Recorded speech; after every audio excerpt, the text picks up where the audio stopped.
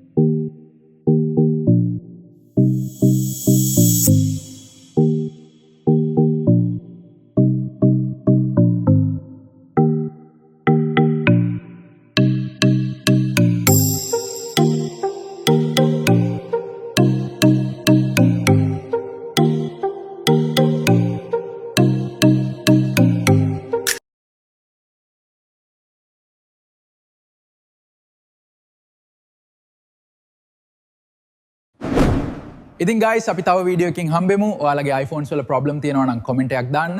අපි තව වීඩියෝ එකකින් හම්බෙමු.